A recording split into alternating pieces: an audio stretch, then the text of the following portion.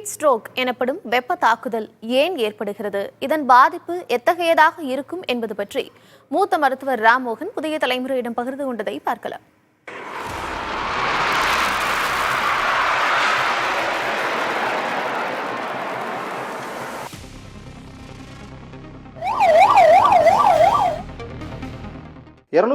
க்கும் மேற்பட்டோர் மயக்கம் அடைஞ்சிருக்காங்க. 5 பேர் ஹீட் ஸ்ட்ரோக்னால மரணம் அடைஞ்சிருக்காங்க.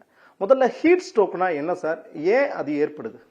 ஹீட் ஸ்ட்ரோக்குன்றது நம்ம ஒரு டெம்பரேச்சர், ஒரு பாடி வந்து நம்ம சூரியனில் எக்ஸ்போஸ் ஆகும்போது அதில் இருக்கிற ஃபஸ்ட்டு நம்மளுக்கு இருக்கிற உடம்புல இருக்கிற தண்ணி சத்தெல்லாம் டீஹைட்ரேட் ஆகிடும். அதுக்கப்புறம் அந்த டெம்பரேச்சர் நம்ம கான்ஸ்டன்ட் எக்ஸ்போஸ் ஆகும்போது அதனோட டெம்பரேச்சர் இன்க்ரீஸ் ஆகிட்டே போகும். பாடி டெம்பரேச்சர் மோர் தேன் 104, 105 மேலே போக ஆரம்பித்த உடனே அது ஹீட் ஸ்ட்ரோக்குக்கு ஹீட் ஸ்ட்ரோக்குக்கு போல போகுதுன்னு அர்த்தம். இது வந்து ஃபஸ்ட்டு சிம்டம் பார்த்தீங்கன்னா ஃபஸ்ட்டு தலை சுத்தல் இருக்கும், எக்ஸசிவ் ஸ்வெட்டிங் இருக்கும், அப்புறம் சில பேருக்கு வாந்தி வரலாம், டயர்ட்னஸ் ஆர் ஃபெட்டிங் ஆர் மயக்கடிச்சு கீழே வரலாம். புரியுதுங்களா? இதெல்லாம் first initial symptoms of heat stroke.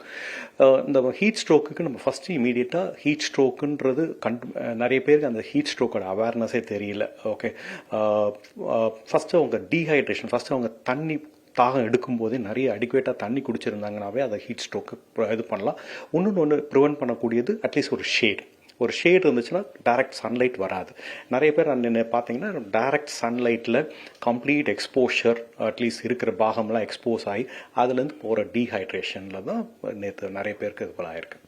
நீங்கள் அவசர சிகிச்சை பிரிவில் இருக்கிறீங்க. ஒரு ஹீட் ஸ்ட்ரோக்னால ஒரு பிணியாளர் வந்திருக்காரு அப்படின்னா முதல் கட்டமாக என்ன மாதிரி சிகிச்சை கொடுப்பீங்க சார்?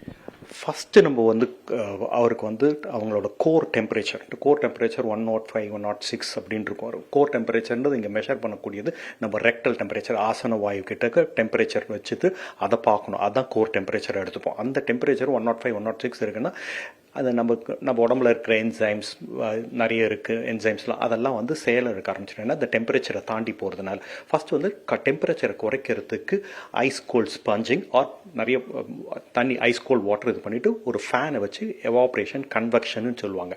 அதாவது நம்ம தண்ணியை டிப் பண்ணி கோல்ட் வாட்டர். ஓகே, அதுக்கப்புறம் சலைன் இன்ஃபியூஷனே கோல்ட் சலைன், அதாவது மாட்ரேட், அதாவது ஓரளவுக்கு கொஞ்சம் கோல்டாக சலைனை வந்து ட்ரிப்பில் ஏற்றுனா நம்ம கோர் டெம்பரேச்சர் வேகமாக குறைக்க முடியும். இளைஞர்களும் சிலர் இறந்துருக்காங்க 30-35 வயசு. அதுக்கு என்ன ரீசன் இருந்திருக்கலாம்? அதான் சொல்கிறேன், இந்த ஃபஸ்ட்டு நம்ம கண்டுபிடிச்ச அந்த ஹீட் ஸ்ட்ரோக்குன்னு கண்டுபிடிச்சி இமீடியட்டாக ட்ரீட் பண்ணியிருந்தோம்னா கண்டிப்பாக நிறைய பேரை காப்பாற்றிருக்கலாம்.